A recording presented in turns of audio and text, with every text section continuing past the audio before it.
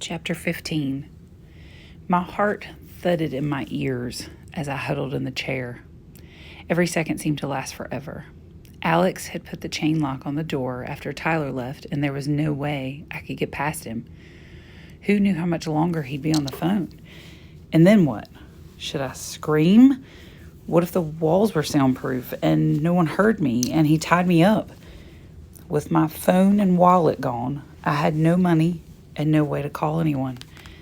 Except I edged closer to the hotel phone on the small desk near the chair where I'd sat earlier.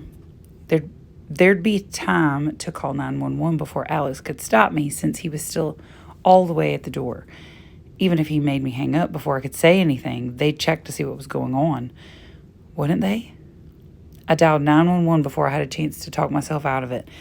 My palms were sweating so badly that the phone felt slippery in my hand. "Hello?" I whispered. "Hello?"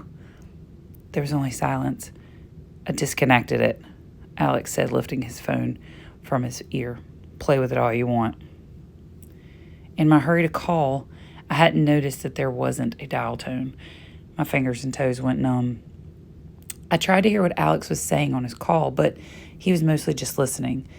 Then he muttered something about transport. My heart hammered harder than ever as images of my family zoomed through my head. I pictured Nori too, and my eyes welled up. Would I ever see any of them again? Why hadn't I listened when people told me to be careful? I'd even ignored Nathan when he warned me about Domino. I flashed back to that moment when Domino barreled around the ring, about to run off with me. I'd been so scared, and I'd taken a deep breath, sat up tall, and totally focused. If I got through that, I could get through this. I had to at least try. Breathe, Julia, breathe. You can do this. If you panic, it's all over. I looked around the room again. What about the balcony? I had to make a move before it was too late. I wiped my sweaty palms on my skirt, dashed to the door leading out there, and yanked on the handle. It stuck. I pulled down a lever and tugged it again.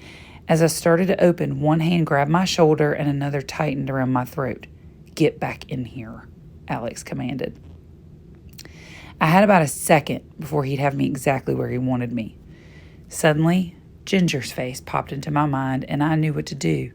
I leaned down and bit his arm as hard as I could. He cursed, and his grip loosened enough so that I was able to wiggle away and onto the balcony. I ran to the edge and wrapped my arms around the bars. "Help!" I screamed. He'd have to pry me off if he came out here. Would he risk coming after me and helping someone in the parking lot to see him? And having someone in the parking lot see him? There was another balcony next to mine, about 10 feet away. I wanted to be like one of those people on TV who could take a flying leap and land with no problem, but this was real life. I tightened my hold on the railing. "Help, help, please, someone help me." There were only a few people in the parking lot. What if he came out and dragged me back inside? An old couple stopped and stared. A lady looked up at me and lifted her phone to her ear. I screamed and screamed until my throat was raw.